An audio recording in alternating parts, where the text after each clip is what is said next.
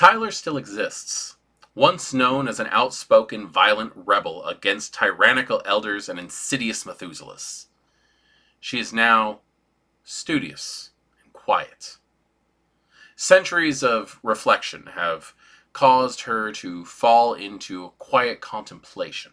Were her actions worth the results that have become the modern knights? She was the inspiration for the Anarch Movement, and though she doubts her praxis was ever effective, her childer and clanmates compare her to Robin Hood. Her descendants and her cousins continue fighting in her name, hoping that one night they will uplift her greatness once more. Greetings, kindred. I am voivodemekhet, and welcome back to our world of darkness and the Laws of the Night playlist. In this playlist, we go over LARP, live action roleplay rules for Vampire the Masquerade, which are presented to us by Mind's Eye Theater and by Night Studios. So, Loresheets in the book are marked down as a special type of background advantage. You can buy these at character creation, or with your storyteller's permission, you can buy them after your character's already been in play for some time. This is something that you're going to want to talk to your storyteller about, because not all Loresheets will fit within the confines of a chronicle. Loresheets are a special way of not only giving your character a special advantage or advantages in gameplay, but also tying them in to the overall background meta plot within the Vampire the Masquerade storyline. I have found as a storyteller that Loresheets tend to be ignored at character creation just because it's a new mechanic and people don't exactly know what it is. Now, depending on when you're watching this, or even in your chronicle setting, this might not be true for you. You could very well have a game there people are obsessed with Loresheets, and with good reason. People who are used to playing Vampire the Masquerade 5th edition tabletop will know the benefits of Loresheets and exactly what they can do for your character. And there are several options in Laws of the Night and in future publications coming out from by Night Studios. That being said, I do want to point out that Loresheets are a lot different in LARP than they are in tabletop. In the tabletop setting of Vampire the Masquerade, Loresheets are going to add a special nuance to your character sheet. You might get a bump here and there in a background or even a discipline power because you have an associated Loresheet. However, in LARP, Loresheets tend to be a heavier hitting mechanic. They give you massive advantages, and they also should be something that are limited in a game, maybe only allowing a certain number of people out of a larger group to take that amount. Or you could build an entire chronicle completely around a Loresheet.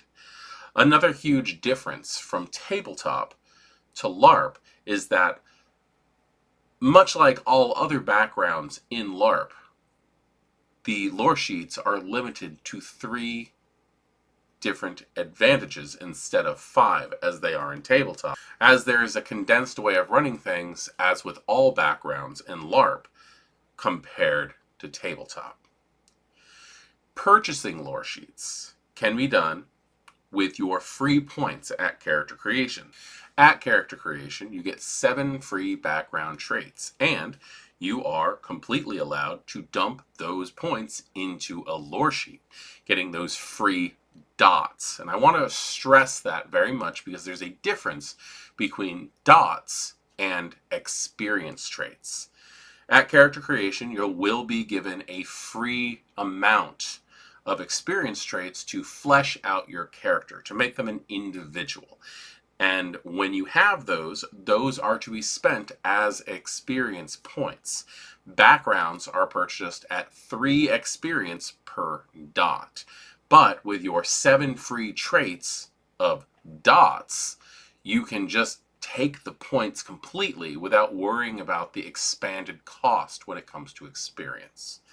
That being said, if you wanted to buy the Sect Veteran Loresheet, for example, Taking that would cost you 6 of your 7 free dots of backgrounds. However, if you're going to buy it with your free XP at character creation, it would cost you 3 points for a level 1, 6 points for a level 2, and 9 experience points for a level 3.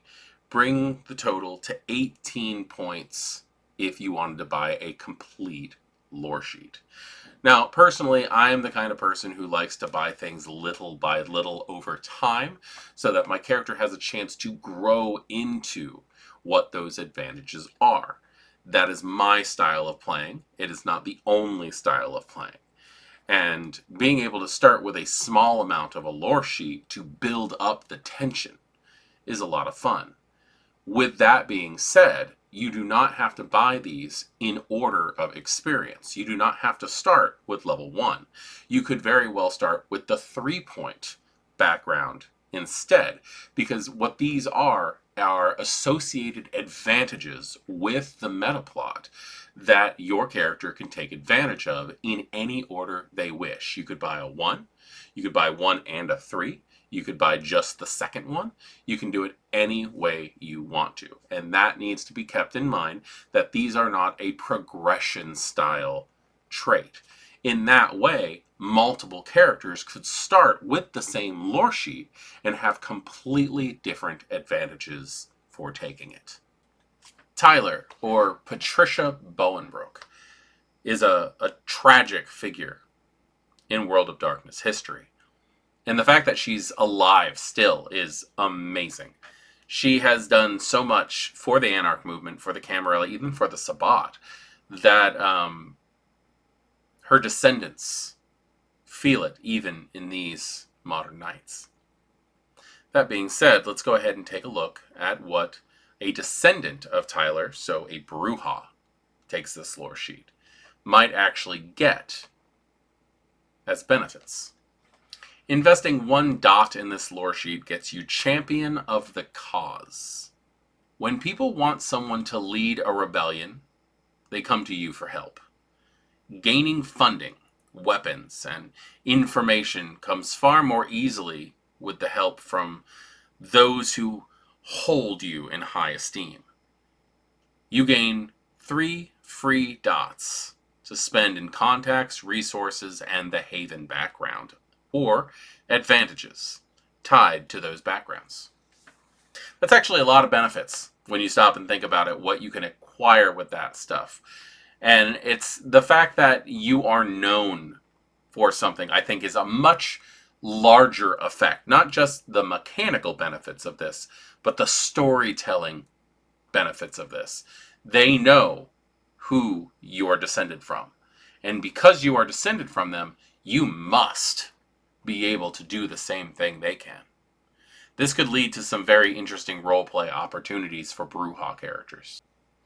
Investing 2 dots into this lore sheet gets you Tyler's Mercy. You have learned how to stop your rage. Knowing the limits of violence, once a night, you may immediately end your frenzy and trigger the Brujah clan compulsion. This right here allows you to choose your compulsion over your bane, which, truthfully, I'd rather be snotty towards authority figures than in a rage that could kill my allies. So, in my opinion, this is a good trade-off, and the fact that you can do this once per session is very useful. That still does open you up to frenzies later on in the night. Investing 3 dots into this lore sheet gets you the Furores. You're a member of a historic group known as the Furores, who follow Tyler's teachings and rail against tyranny. Once every 3 months, you may bring down the might of this group to assist you in attempting to take down a prince, an unfit baron, or another tyrannical vampire of higher station. 2 neonate NPCs with the statistic block of Anarch Gorillas are set out on page 346. Will join you in your fight. These characters are controlled by the storyteller. Attempting to use these vampires for improper purposes will lead them bringing you before Furore leadership for justice. So you get 2 neonate vampires whose stats can be found on 346 of the Laws of the Night book here. And I just wanted to go over those things with you just so you understood what exactly that meant. It says Anarch Gorilla, Brujah specifically, whether used as an antagonist for Camarilla vampires or a brother in arms for Anarchs, the Gorilla's aim is to fight for freedom from the opposition of the Ivory Tower. They're actually pretty well-rounded characters as far as this goes. They have a good variety of skills, and their disciplines here are marked down as Potence 3, Celerity 3, Protean 2, and Fortitude 2, Animalism 1, Humanity is 7, Blood Potency of 1. So these are actually pretty good worked out characters. I'll make sure that the stat block is here on the screen so that you can see exactly how these things work. But these are actually a fairly effective, and you get 2 of them if you take this Loresheet. So the Descendants of Tyler, Brujah specifically, are going to end up being people who other vampires tend to look up to, and where I do think that the mechanical benefits of this Loresheet definitely do add a benefit to how you can run a character in this game. I do think the role-playing possibilities are actually more important. So with that said, I am voivodemekhet, and this has been a look at the Descendants of Tyler Loresheet, which is a Brujah-only Loresheet, for Vampire the Masquerade live-action roleplay. Good evening.